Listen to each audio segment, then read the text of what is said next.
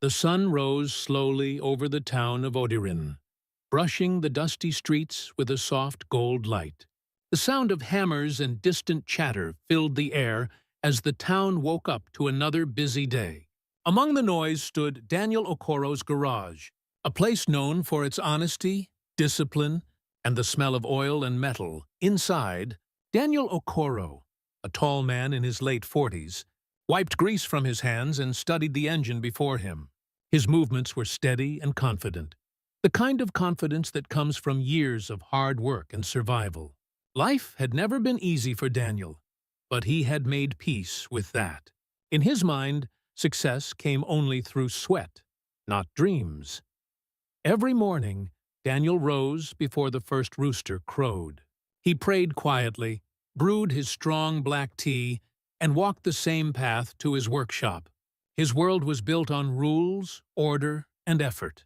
Anything outside of that, especially art, music, or dreams, felt like a distraction. But that morning, as Daniel worked beneath the open sky, there was another presence in the garage, a quiet rhythm that didn't match the sound of wrenches or machines. At the back of the workshop, behind a pile of old tires, Zuri Okoro, his 17-year-old daughter, sat cross-legged with a sketchbook in her lap. Her pencil moved softly across the page, tracing the image of her father.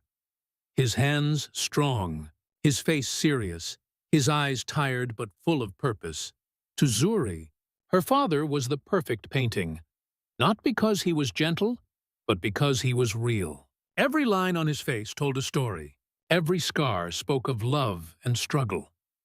She glanced up now and then, trying to capture the light that hit his cheek, but Daniel never noticed. To him, she was simply sitting there again. "Wasting time! Zuri," he said sharply, not looking up from the engine. "Don't you have homework to do?" Zuri smiled faintly, still sketching. "I finished it already, Papa," he frowned. "Then find something useful to do. Come help me clean these tools." "Yes, Papa," she murmured, setting her pencil down reluctantly. As she walked toward him, Daniel's eyes fell on the open page she'd left behind. There he was, drawn with remarkable detail and emotion. The hands looked almost alive. He stared for a second, but his pride would not let him show surprise. Instead, he closed the book. "You and this drawing," he muttered. "It will not put food on your table one day." Zuri froze, her smile fading. "It's not just drawing, Papa. It's what I love." Daniel sighed heavily and looked at her, a serious gaze full of both love and fear.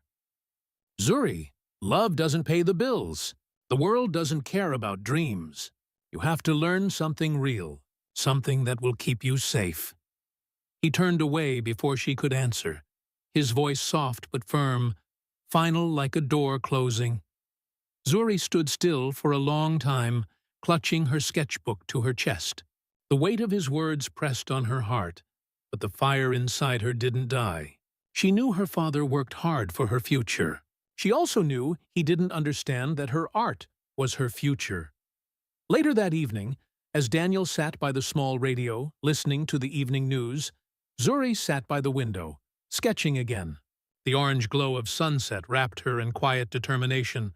She whispered softly to herself, "One day, he'll see." Daniel looked over at her silhouette in the fading light. He didn't speak, but his heart stirred. A faint worry he couldn't name. He feared the world would hurt her. He feared dreams would lead her astray. He didn't realize that his fear itself was already breaking the bridge between them. Outside, the town slowly darkened, the sounds of laughter and distant music rising. Inside the Okoro home, silence settled. The kind of silence filled not with peace, but with distance. Daniel leaned back in his chair, eyes heavy. "I just want her to have a better life," he whispered to himself. At the window, Zuri's pencil stopped moving. A tear rolled down her cheek as she turned another page and began a new drawing. Not of her father this time, but of herself, standing alone, reaching toward a blank sky. The school compound buzzed with life that morning. Students laughed, teachers called out names, and the smell of chalk mixed with dust filled the air. Inside the hall, colorful paintings lined the walls, the school's annual art exhibition. Each piece told a story of the town. Children playing in red soil, mothers balancing water pots, men fixing cars under the hot sun. But one painting stood out. A breathtaking image of a mechanic's hands covered in grease, gently repairing a broken bicycle. The background glowed with sunlight, and hidden in one corner were the faint letters, "To the man who fixes more than he knows." It was Zuri's painting. The crowd surrounded it, whispering in admiration. The judges nodded approvingly. When the results were announced, Zuri's heart stopped for a moment before she heard her name echo through the loudspeaker. Winner of this year's competition, Zuri Okoro. The students cheered. Teachers clapped. Her art teacher, Mrs. Amara, a graceful woman with kind eyes, smiled proudly. Zuri stood there, overwhelmed, tears threatening to fall. She didn't win just for herself. She had painted her father's world, their life, their bond. Deep down, she hoped that maybe, just maybe, this would make him proud. That evening, Daniel was bent under a car hood when his phone rang. He wiped his hands on a rag and answered gruffly, "Mr. Okoro, this is Principal Obina from Bright Future Secondary School. Congratulations. Your daughter, Zuri, won the art competition. Her painting is remarkable. She has a gift. We'll be sending a letter about a scholarship she's qualified for." Daniel's face hardened. "Art competition?" he repeated. "Yes, sir. She captured something truly beautiful. Your hands, your work, your strength. We think she has real potential." Daniel cut him off politely but firmly. "Thank you, sir. I'll talk to her." He ended the call and stood still for a long time. His workers exchanged glances but said nothing. The pride flickered in his chest for a brief second, then quickly turned into worry. He pictured neighbors gossiping, saying his daughter would leave school to chase pictures. He imagined her ending up poor, struggling, and blaming him for not stopping her. His jaw tightened. When he got home, Zuri was waiting eagerly by the door, still holding her certificate. Her eyes sparkled with hope. "Papa, I have something to show you." Daniel didn't return her smile. He dropped his tool bag on the chair. "I already heard," he said flatly. The school called. Zuri blinked, confused by his tone. "Isn't it wonderful? They said I might get a scholarship to study art in Lagos." Daniel's voice rose, sharp and cold. "Art? Lagos? Zuri, have you lost your mind?" Her smile faded instantly. "But Papa, do you think life is a painting? That people will feed you because you can draw?" He snapped. "No one survives on dreams, Zuri. You need a real career. Accounting, engineering, something solid." Zuri's voice trembled. "But I don't want to be an accountant. I want to create. I want to show the world what I see." Daniel turned away. "You see too much. The world doesn't care what you see, only what you can do." Silence filled the room, heavy and painful. Zuri's hands tightened around her certificate. The paper crumpled slightly. "You didn't even look at my painting," she whispered. Daniel didn't answer. He couldn't. His fear of losing control over her future was louder than his love in that moment. She went to her room quietly, tears burning her eyes. That night, she sat at her desk staring at her half-finished sketch. Her pencil didn't move. For the first time, she wondered if maybe he was right. Maybe dreams were only for people luckier than her. The next day, Mrs. Amara came to the garage. She smiled politely at Daniel as he wiped his hands. "Good afternoon, Mr. Okoro. I came to speak about Zuri's scholarship." Daniel frowned. "Madam, I appreciate your concern, but there is nothing to speak about. My daughter will finish secondary school and study something useful." Mrs. Amara's eyes softened. "Sir, your daughter has something rare. Her art carries truth, emotion. She paints what she feels. I've seen many students, but none like her. Daniel crossed his arms. Emotion doesn't feed anyone, madam. I know what it means to go hungry. My daughter won't live like that. Then let her use her gift to make a better life, Mrs. Amara pleaded gently. Art isn't weakness, Mr. Okoro. It's courage. He shook his head. Courage doesn't pay rent. For a long moment, neither spoke. The sound of metal tools echoed through the workshop, filling the silence. Mrs. Amara finally sighed. One day, she'll make you proud, Mr. Okoro. I just hope it won't be too late. She turned and left. Daniel watched her go, his chest tight. He didn't want to be the villain. He wanted to protect his child. But every word from that teacher felt like a challenge to his entire life's belief that survival came before passion. That evening, Zuri didn't touch her sketchbook. She sat by the window again, staring at the moonlight spilling through the curtains. Her fingers itched to draw, but her heart felt heavy. Days passed. The pencils stayed untouched. The colors dried.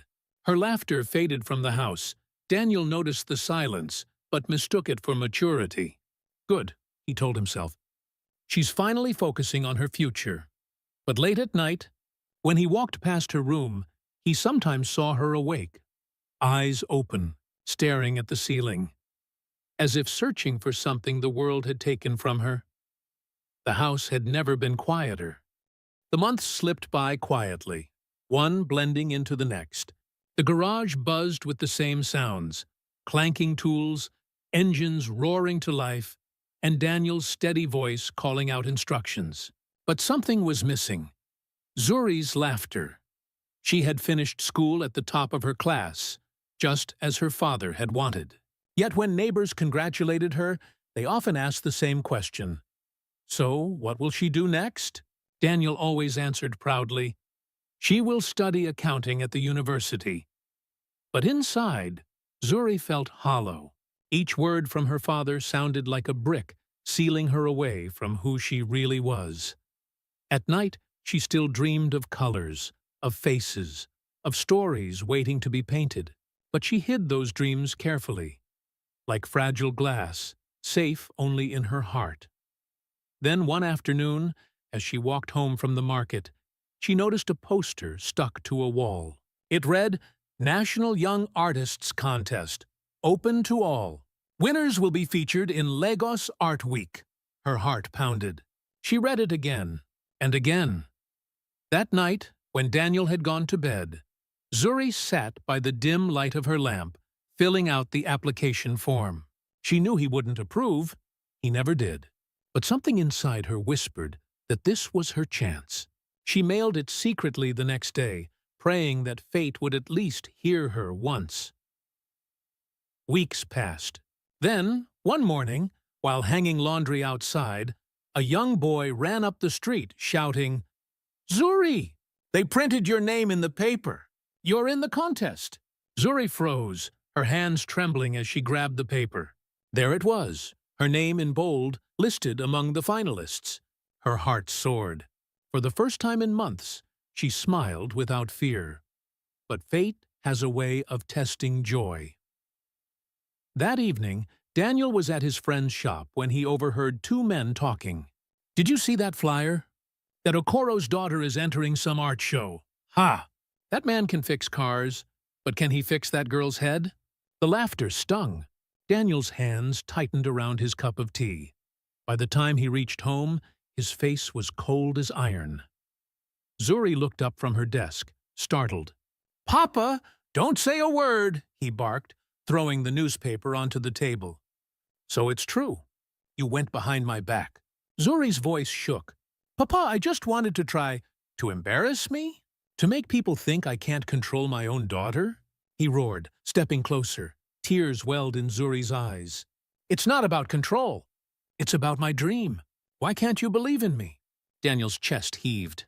Because I know the world, Zuri. I've bled for every coin I earned. You think life is soft like paint on paper? It will chew you up and spit you out. She took a trembling step back. Then let me find out for myself. But Daniel's pride had already taken over his heart. He grabbed the sketchbook from her desk, pages full of color, love, and stories.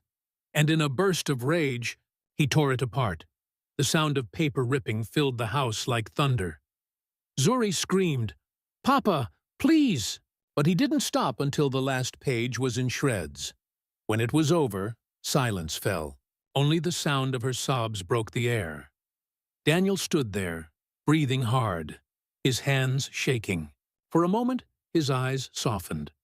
He saw the pain in her face, but his pride forced him to turn away. "You will not go to that contest," he said quietly. "You will not waste your life chasing shadows." Zuri's voice came out as a whisper, broken but firm. "Then I have no life here." That night, when the world slept, she packed a small bag, a change of clothes, a few coins, and a blank sketchbook she had hidden under her bed. She looked around the room one last time. The cracked walls, the small window, the chair where her father used to sit and watch her draw. Then she slipped out quietly into the night, her heart pounding, tears blurring her vision. The moon hung above like a silent witness as she walked down the empty road. At dawn, Daniel woke to the sound of silence. The door to Zuri's room was open. Her bed was neatly made, her favorite scarf folded on the chair. He called her name once, then twice. No answer. He walked into her room slowly, his breath catching when he saw what was missing. Her bag, her sketchbook, her laughter. On the table lay a small piece of paper with a pencil drawing of a little girl holding her father's hand. Underneath it, in shaky handwriting, she had written, "I'll make you proud one day." Daniel sat down on the edge of her bed. For the first time in years, his hands trembled. Not from anger, but from fear. He wanted to run after her, to call her name in the streets. But his pride whispered, "She'll come back. She has to." So he waited. But the house stayed quiet. The chair across from him stayed empty. The morning light crept in through the window and fell across the torn pages on the floor. The pieces of his daughter's dreams. And for the first time, Daniel Okoro realized that the silence he had created was louder than any engine he had ever fixed. The city was nothing like the quiet town Zuri had known. The roads were crowded with blaring horns, the air thick with dust and exhaust. Zuri clutched her small bag tightly as she stepped off the old bus in Lagos, her heart beating with both fear and hope. She had no family here, no friends, only her dream, fragile, flickering, but still alive. For the first few nights, she stayed in a small hostel near the art center. The room smelled of paint and old wood, but it was cheap, and it had a desk, enough for her to draw. During the day, she worked at a food stall, serving rice and stew to office workers. The pay was small, but every night she returned to her tiny room and painted by candlelight, her hands stained with color. Each brush stroke felt like a piece of her heart trying to heal. But pain followed her like a shadow. Sometimes she caught herself staring at the empty space beside her, where her father should have been. She still remembered his voice, harsh but strong, his hands rough but steady. And deep down, she still wished he would walk through the door and say, "I was wrong." Meanwhile, back in the village, Daniel was a different man. Days passed like heavy stones. He went to the garage, fixed cars, gave orders, but his heart wasn't in it anymore. Every evening he came home to silence. No laughter, no music, no sound of pencils scratching on paper. Her room stayed just as she left it. Sometimes he would stand at the doorway, staring at the small drawing she'd left behind. The one of a little girl holding her father's hand. He couldn't bring himself to take it down. At night, he'd sit outside under the stars, holding her old paintbrush. The men at the tea shop had stopped joking about his daughter. Now, when they saw him, they lowered their eyes and spoke softly. Everyone knew Everyone had seen the pain. Daniel tried to write her a letter once. He sat at the table for hours, the paper in front of him blank. What could he say? Come home? I'm sorry? The words felt too small for the hole inside his chest. He never sent the letter. Zuri's trial weeks turned into months. The art contest was approaching, but Zuri was struggling. Supplies cost more than she had, and rent was due soon. She painted on scraps of cardboard when she couldn't afford canvas. Her fingers cracked from washing dishes at work. One rainy night, exhausted and soaked, she nearly gave up. She sat by the window, tears mixing with the rain dripping from her hair. Maybe Papa was right, she whispered. Maybe dreams don't feed you. But then she opened her sketchbook. The last page was a faint pencil drawing, her father's face, drawn from memory. She touched it gently and smiled through her tears. No, she said softly. Dreams teach you to feed yourself. That night, something changed. She began painting with everything she had, using colors she mixed herself, grinding bits of chalk, dirt, and leftover paint. The result wasn't perfect, but it was real. Her final piece for the contest was titled Hands That Build, Hands That Break. It showed a father's hands, strong, calloused, holding a child's hands covered in paint. Between them, a torn piece of paper slowly mended itself. When she delivered it to the contest office, she felt light for the first time in months. Daniel's realization back home. Daniel was fixing a truck when his old friend Musa stopped by. Did you hear? Musa said. Your daughter. She's in the city. Her painting made it to the finals. They'll be showing it at the art center. Daniel froze. For a moment, he didn't believe it. Are you sure? Musa smiled. It's in the paper. You raised a brave one, my friend. That night, Daniel sat by the fire, staring at the glowing embers. Pride and guilt battled inside him. He remembered the day he tore her drawings. The look in her eyes, the silence that followed. He realized then that he hadn't just broken her art. He had broken something inside himself. The next morning, he packed a small bag, closed the garage, and boarded the bus to Lagos. The day of the contest, the exhibition hall buzzed with excitement. Paintings lined the walls, each one telling a story of struggle and hope. Zuri stood quietly at the back, wearing a simple white dress. She didn't care if she won. Just being there, being seen, was victory enough. Then, from across the room, she saw a familiar figure. Older, weary, his eyes searching. Her breath caught. Papa? Daniel stopped in his tracks, seeing her for the first time in months. His face softened, tears welling. He walked slowly toward her, each step heavy with emotion. When he reached her, he looked at the painting. The strong hands, the gentle ones, the mending paper. He whispered, You painted us. Zuri nodded, tears streaming down her face. Yes, because no matter how broken, we still belong together. Daniel's voice trembled. Zuri, I was wrong. I thought I was protecting you, but I was only protecting my fear. Zuri stepped forward and hugged him tightly. And I thought I had to leave to prove something. But all I ever wanted was for you to see me. The hall fell silent for a moment. A father and daughter, reunited in the glow of forgiveness. Later that evening, the announcer stepped onto the stage. The winner of this year's National Young Artists Contest is Zuri Okoro for her piece, Hands That Build, Hands That Break. Applause filled the room. Zuri covered her mouth in shock, tears falling freely. Daniel clapped harder than anyone else, his face shining with pride. When she turned to look at him, he mouthed the words he should have said long ago. I believe in you. The night of the contest lingered in Daniel's mind long after the applause faded. He and Zuri walked out of the art center together, the air filled with the soft hum of city life. Distant horns, laughter, and music spilling from open windows, but between them, there was only quiet peace.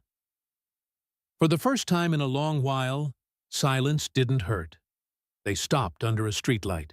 Daniel turned to his daughter, unsure where to begin. His voice came out low and rough. "Zuri, you've grown into everything I was too blind to see." She smiled faintly, brushing tears from her cheeks. "And you've always been everything I wanted to be. Strong. Just not like that." They both laughed softly through their tears. Daniel looked around at the bustling city, then back at her. "You belong here, don't you?" Zuri hesitated. "Maybe, but part of me will always belong back home. With you," he nodded slowly. "Then let's go home." The road back the next morning, they boarded the early bus. The city gave way to fields, then to dusty roads, then to the small village where their story began. Zuri watched the scenery pass. The same trees, the same crooked fences, but everything looked different now. When they arrived, the neighbors peeked through their doors. The whole town had heard what happened, how Daniel's daughter had won the art contest, how her painting had been shown across the country. Daniel held his head high, not with arrogance this time, but with quiet gratitude. At home, everything was just as she had left it. The cracked walls, the chair by the window, the old table covered in tools. But it didn't feel heavy anymore.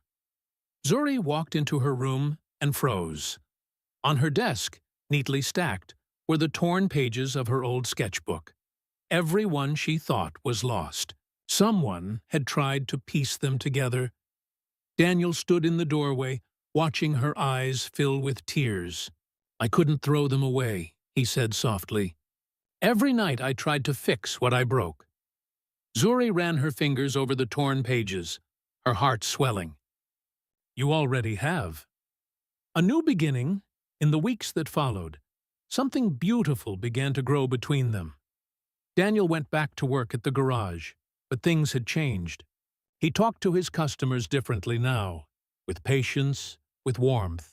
Sometimes he'd point at the small painting Zuri made for the shop, a portrait of him smiling beside a car engine, and say proudly, "My daughter painted that." Zuri, meanwhile, started teaching art to local children in the evenings. She used the back room of the community hall, cracked walls, broken chairs, and all. The kids came running every afternoon, their laughter echoing through the village. One day, Daniel visited her class. He stood quietly at the door as the children painted. His eyes softened when he saw the joy in their faces, the same joy Zuri once had. After class, he picked up a brush hesitantly. "Show me how to hold it," he said. Zuri grinned. "Like this." Their hands met, his rough, hers gentle. And together they painted their first picture, a small house under a bright orange sun. It wasn't perfect, but it was theirs. The Festival of Unity, a few months later, the village announced a cultural festival. Music, food, crafts, and art. For the first time, Daniel volunteered to help organize it. He even built wooden stands for Zuri's students to display their paintings. On the day of the festival, the village square shimmered with color. Children laughed, women sold handmade crafts, and drums beat softly in the distance.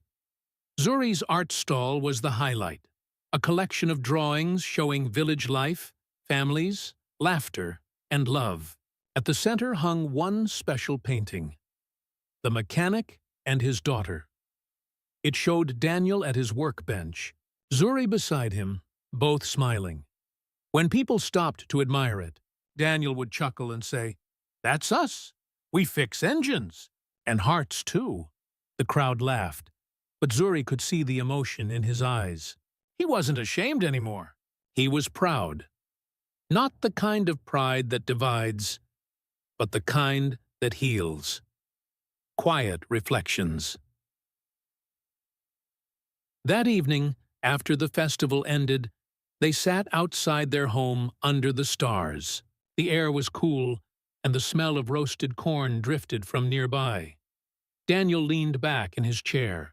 You know, I used to think dreams were for people who had time to waste. But I was wrong. Dreams are what keep people alive. Zuri smiled. And I used to think I had to fight you to be seen. But now I know. I just had to forgive. They sat in silence for a while, the night alive with the sound of crickets. Daniel reached into his pocket and pulled out something small, a tiny wooden frame. Inside it was the torn drawing she had left behind when she ran away. The little girl holding her father's hand. He had mended it, carefully, and written underneath in neat letters. She made me proud. Zuri's eyes filled with tears. She placed her hand over his. You already did, Papa. You always did. A legacy, reborn months later, Zuri received a letter, an invitation to hold her first solo art exhibition in the city. It was her dream come true. She showed it to Daniel, nervous and excited. It's in Lagos again. They want me to show my story. Our story. Daniel smiled warmly. Then let's tell it together. At the exhibition, father and daughter stood side by side as people admired her paintings, scenes of home, family, and second chances. When the crowd asked about her inspiration, Zuri said simply, My father taught me that love is not about control. It's about belief. And when you believe in someone, even broken things can become beautiful again. The audience applauded, but Daniel's heart was already full. He turned to her and whispered, You've taught me more than I ever taught you. Final scene. Full circle back home, months later. The sun rose over the village, warm, golden, peaceful. Daniel stood outside the garage, the hum of morning filling the air. Zuri sat nearby, sketching as children gathered around her. He smiled as he watched her draw, her laughter bright, her heart free. A customer approached and said, Master Daniel, your daughter is famous now. Are you still working? Daniel chuckled, wiping his hands. Of course. She paints dreams, and I fix the engines that drive them. The man laughed and walked away. Daniel turned back toward his daughter. She looked up and caught his eye. They exchanged a smile, one that said everything words never could. As the camera would fade out, the final image would linger. A father and daughter, side by side. Her hands covered in color, his in grease, both marked by love, forgiveness, and pride reborn. The rain had just stopped when the bus pulled into Odorin's small, dusty terminal. The air smelled of wet earth and smoke from nearby fires. Zuri stepped down slowly, her small suitcase in hand. Her heart beat fast. Not from fear, but from the weight of what waited ahead. It had been over a year since she'd last walked these roads. The houses looked the same, but time had changed her. She was no longer the timid girl who once hid her drawings under the bed. She had found her voice, her art, her truth. Yet, as she moved through the familiar streets, every corner whispered her father's name. When she reached the gate of their home, she stopped. The metal creaked softly in the breeze. She hesitated, unsure if she should knock or simply walk in. Before she could decide, the door opened. Daniel Okoro stood there. He looked older, smaller somehow, not in body, but in spirit. The fire in his eyes had dimmed, replaced by something gentler, heavier. For a moment, neither of them spoke. Zuri's eyes glistened. Papa. Daniel's lips trembled as he whispered, You came home. Inside, the house felt both strange and familiar. But then Zuri noticed something that made her breath catch. On the walls, every wall, hung her old sketches. The torn pages she thought were gone had been carefully taped and framed. Even the one he had once ripped apart was there, its edges mended with golden thread. Daniel followed her gaze. His voice cracked. I didn't know how to say I was sorry, so I did this instead.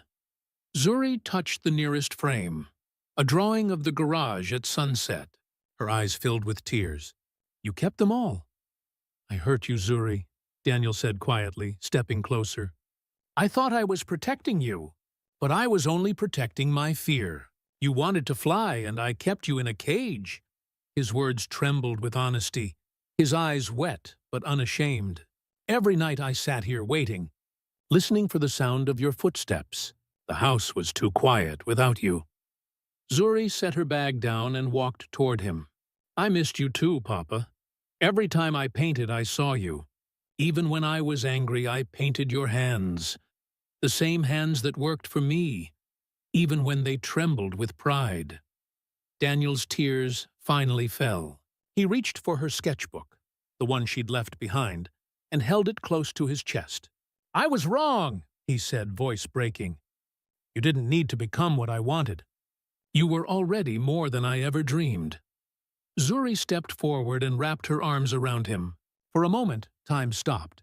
The world outside faded, leaving only the sound of their quiet sobs and the soft beating of two hearts finally in rhythm again. That evening, the rain began again, gentle, cleansing. Zuri stood in the garage doorway, watching her father work. But something was different this time. Half the space had been cleared and painted white. A small easel stood near the window, brushes and paints neatly arranged beside the tools. Daniel looked up and smiled. It's yours, he said simply. Half the garage for fixing cars, half for creating art. Both honest work. Zuri laughed through her tears. You really mean it? He nodded. I do. From now on, this place builds dreams, not breaks them. As night fell, Daniel and Zuri stood side by side, the warm glow from the workshop light spilling into the rain. He looked at her, pride soft and pure in his eyes. This is my daughter, he said quietly, almost to himself. My daughter, the artist. Zuri smiled, her heart finally at peace. The camera would fade out slowly on that image. Father and daughter standing together, hands stained with color and oil, a single lantern glowing between them. The darkness that once divided them had become light. The years rolled by quietly, like pages turning in a well-loved book. Odirin, the small town that once slept under the hum of old engines and dusty roads, had changed. Its walls now carried color. Murals of hope, laughter, and unity. Each stroke told a story, and every story carried one name, Zuri Okoro. At the center of town, near the market, stood her largest mural yet. It showed a father and daughter standing side by side beneath bright skies. Their hands were joined, one stained with paint, the other with grease. Beneath them, in bold letters, read the words, Dreams don't divide, they build. They, every passerby, stopped to stare. Some smiled, some sighed, but all felt something, a reminder that love, when it learns to listen, can build worlds. The art of change Zuri had grown into a name the community cherished. Her art hung in local galleries and schools across the region. Children painted their dreams with her every Saturday at the community art hall. She never forgot what it felt like to be unseen, so she made sure no child around her ever felt that way again. One afternoon, a young girl named Tomi tugged on her dress. Auntie Zuri, she said shyly, my father says art is just for fun, not for life. Zuri smiled softly and knelt beside her. Then show him what life looks like when you paint it, she said. The girl's face lit up, and in that moment, Zuri saw herself, the same spark that once burned quietly in a small garage years ago. A father's pride back at the garage, Daniel Okoro worked as he always did. Sleeves rolled up, tools scattered, the radio humming softly. But now, something new filled the air.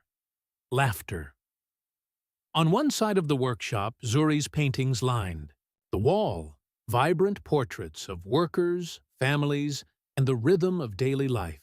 The other half still buzzed with the sound of engines, but Daniel no longer worked alone. Local boys came to learn from him, not just about cars, but about perseverance. He often told them, "Fixing an engine is like raising a dream. You start with broken parts, but if you have patience, it will run again." When the boys asked about the paintings, Daniel would smile proudly and point. "That's my daughter's side. She paints what I fix." They laughed, but in his eyes was a pride that needed no words. A legacy shared one morning. Daniel was invited to speak at Zuri's art academy. The very one he once said was a waste of time.